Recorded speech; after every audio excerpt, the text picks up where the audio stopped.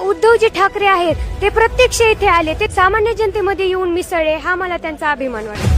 ते सरकारनं शेतकऱ्यांच्या नाही तर उद्योगपतीच्या मागे आहे. कारण फडणवीस साहेब सांगत आहेत की आम्ही देऊ म्हणजे खरंच त्यांना जर शेतकऱ्याबद्दल वाटलं असतं तर त्यांनी मुलाखती घेतल्या असता, म्हणजे जेवढं नुकसान झालं आहे तेवढं भरपाई करू असंही म्हटले असते. उद्योगपतींचे खिशे भरण्यातच सरकार व्यस्त झालेलं आहे. ह्या वर्षी शेतकऱ्याच्या घरी दिवा नाही लागला उजळला तर नाही तर उद्योगपत्याच्या घरी दिवा उजळला.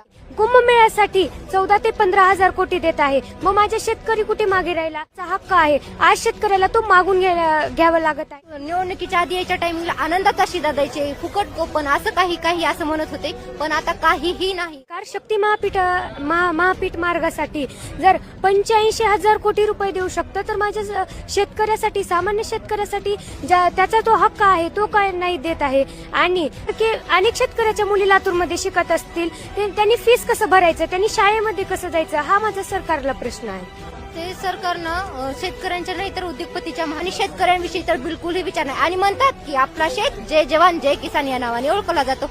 असं असतं तर असं झालंच नसतं. हे सगळं खोटं आहे. आज आमचा शेतकरी 10-15 वर्ष मेहनत करतोय आणि तो एवढी मेहनत करून सुद्धा त्याचं घर बांधू शकत नाहीये. आणि हा राजकीय पक्ष असेल किंवा कुठला पक्ष असेल तो 1 वर्ष झाली की स्वतःचे बंगले भरत आहे किंवा त्यांची कोट्यधीशचा मालक होत आहे. उसके साथ रहकर तुम्ही ने उसे सब कुछ सिखाया था ना.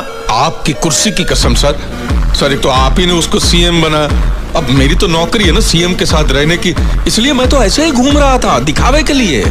अब वो साला अंगूठा छाप होता ना तो उसको कुछ समझ में नहीं आता, लेकिन ये साला पढ़ा लिखा निकला, ऊपर से दिमाग वाला भी. एक दिन में सब समझ गया. ये 2 तरफा खेल मेरे साथ मत खेलो.